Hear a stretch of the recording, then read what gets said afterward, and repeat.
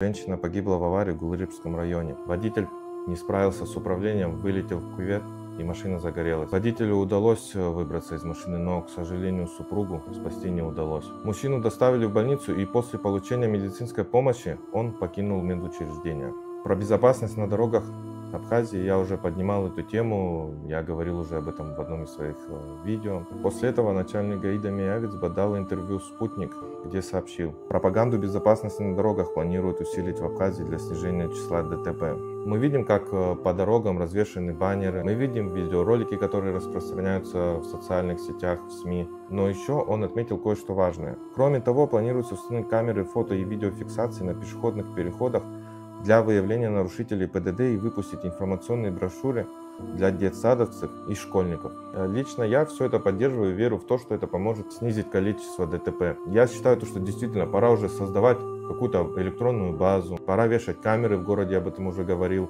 и сделать так, чтобы обязательно каждый платил за свое нарушение. Я считаю, что это снизит количество ДТП. Возможно, мы с тобой больше никогда не увидимся, поэтому подпишись на меня, в профиле еще больше новостей. Берегите себя и своих близких.